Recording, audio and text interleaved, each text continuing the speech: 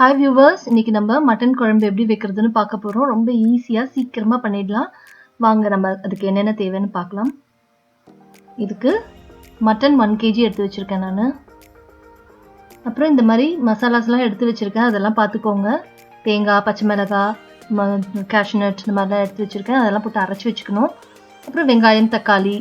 So இப்போ வந்து நம்ம ஒரு குக்கர் எடுத்திருக்கேன் நான். அதில் வந்து எண்ணெய் ஊற்றிக்கோங்க. அதில் வந்து நம்ம பட்டை, லவங்கம் இதெல்லாம் போட்டு நம்ம எண்ணெய் தாளிச்சிக்கலாம். ஸ்டார், அப்புறமா வந்து இந்த ஏலக்காய், பெரிய ஏலக்காய் இருக்குல்ல, அது எல்லாம் போட்டுட்டு வெங்காயமும் போட்டுட்டு நல்லா வதக்கிடலாம். நம்ம கொஞ்சோண்டு உப்பு போட்டுட்டு இதில் கொஞ்சம் சோம்பு போடுவேன். நம்ம தாளிக்கும் போதே சோம்பு போட்டோம்னா அது அப்படியே கரிஞ்சு போயிடும், அப்படியே ஒரு மாதிரி தீஞ்ச மாதிரி ஆகிடும். ஸோ அதனால் நம்ம வெங்காயம் போட்டுட்டு நம்ம சோம்பு போட்டோம்னா அந்த ஃப்ளேவர் நல்லாயிருக்கும். கொஞ்சம் உப்பு போட்டுட்டு அது வந்து வெங்காயம் வதக்கிறதுக்காக நான் இந்த உப்பு போடுறேன். கொஞ்சமாக போட்டுட்டு வதக்கி விட்டுக்கோங்க. கொஞ்சம் நல்லா வதக்கணும்.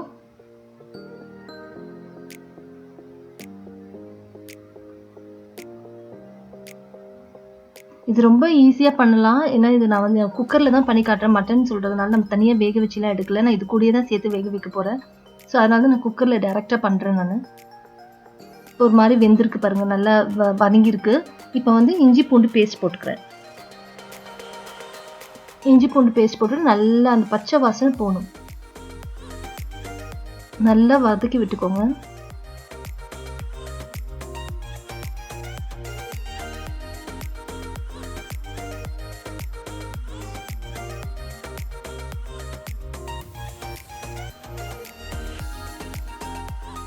இப்போ நான் கொஞ்சம் மஞ்சள் தூள் போடுறேன். மஞ்சள் தூள் போட்டும் நல்லா கலந்து விட்டுக்கோங்க.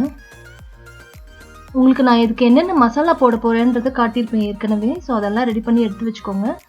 இப்போ நான் வந்து இந்த மஞ்சள் தூள் போட்டதுக்கப்புறமா மட்டன் போடுறேன். மட்டன் போட்டுட்டு நல்லா அந்த எண்ணெய், அந்த இஞ்சி பூண்டு வெங்காயம் அந்த எண்ணெயிலே நல்லா வதக்கணும், கலர் மாறணும் அது.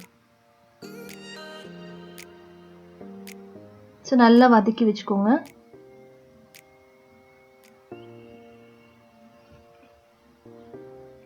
கொஞ்ச நேரம் மூடி வைக்கிறேன். கொஞ்சம் அந்த தண்ணியெலாம் விடும் இல்லையா, அது வரைக்கும் கொஞ்சம். இப்போ கலர் கூட மாறி இருக்கு பாருங்க. ஸோ இப்போ நல்லா கலந்து விட்டுட்டு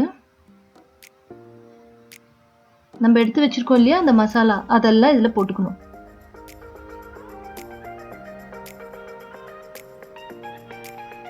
எல்லாத்தையும் போட்டுட்டு நல்லா ஃப்ரை பண்ணிக்கோங்க. ஒரு 2 seconds மூடி வச்சுட்டு எடுத்தேன் பாருங்கள். நல்லா மிக்ஸ் ஆகிருக்கு, மசாலாலாம் கொஞ்சம் நல்லா மிக்ஸ் ஆகிருக்கு. இன்னும் கொஞ்சம் நல்லா கலரி விட்டுக்கோங்க. இன்னும் நம்ம தக்காளி போடணும். தக்காளி வந்து நான் மிக்சியில் 1-2 அரைச்சி வச்சுருப்பேன். ஃபுல்லாக அரைக்கல, சும்மா 1-2 ஈஸியாக இருக்கும் உங்களுக்கு நம்மளுக்கு வேலை பண்ணுறதுக்கு இந்த மாதிரி நம்ம பண்ணி போட்டோம்னா. ஸோ அதையும் போட்டு நல்லா கலந்து விட்டுக்கிட்டேன். சும்மா கொஞ்ச நேரம் நான் மூடி வைக்கிறேன், அவ்வளோதான்.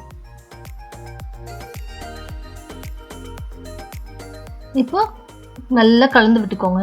இப்போ பாருங்கள் தக்காளிலாம் சீக்கிரமாக அப்படியே கண்ணுக்கு தெரியல பார்த்தீங்களா. அது இது மாதிரி நம்ம கட் பண்ணி போட்டோம்னா அது வேகிறதுக்கே ரொம்ப நேரம் ஆகும். ஸோ அதனால் இந்த மாதிரி நம்ம மிக்சியில் ஒரு 1-2 அப்படி அரைச்சி ஊற்றிட்டோம்னா சீக்கிரமாக மிக்ஸ் ஆகிடும். இப்போ நான் சுடு தண்ணி ஊற்றுறேன், ஒரு 2 கப் சுடு தண்ணி ஊற்றுறேன். நம்ம வந்து ஏற்கனவே குக் ஆகிட்டு இருக்கிறதுனால நம்ம சூடான தண்ணி ஊற்றும் போது தான் இது பேலன்ஸ் ஆகிட்டு கரெக்டாக குக் ஆகும். ஸோ எப்பவுமே அந்த மாதிரி பண்ணிக்கோங்க. இப்போ நம்ம அரைச்சி வச்சுருக்கோம் இல்லையா மசாலா, நல்லா ஒரு 5 நிமிஷம் கொதிச்சதுக்கு அப்புறமா இந்த அரைச்ச தேங்காய் மசாலாவையும் போட்டு நல்லா மிக்ஸ் பண்ணிக்கிறேன்.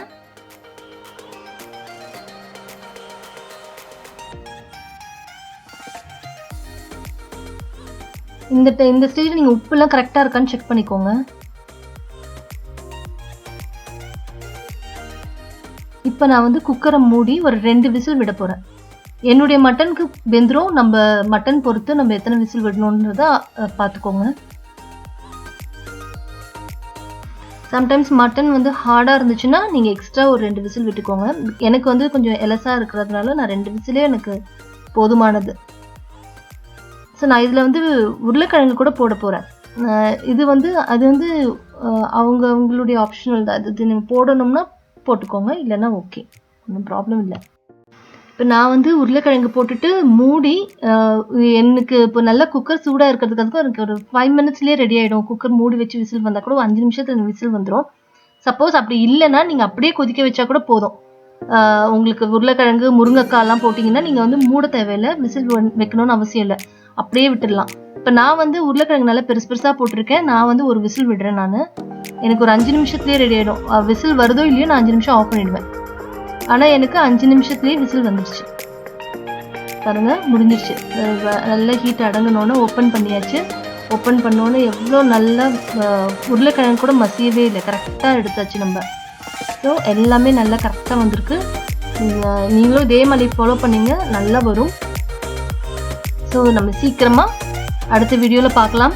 இதெல்லாம் செஞ்சு பாருங்கள், ட்ரை பண்ணி பாருங்கள். நீங்கள் ட்ரை பண்ணி பார்த்தீங்கன்னா எங்களுடைய சாசஸ் அண்ட் ஸ்பைசஸ் மெயில் ஐடிக்கு உங்களுடைய ஃபோட்டோஸ் அனுப்பிச்சி விடுங்க.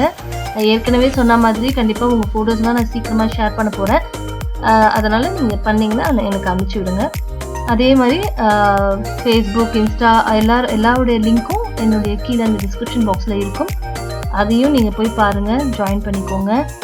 ஸோ வியூவர்ஸ் எல்லாம் செஞ்சு பார்த்துட்டு எப்படி இருக்குன்னு எனக்கு கமெண்ட்டில் சொல்லுங்கள். புதுசாக பார்த்துட்டு இருக்கிறவங்க சப்ஸ்கிரைப் பண்ணிக்கோங்க. நம்ம சீக்கிரமாக அடுத்த வீடியோவில் பார்க்கலாம்.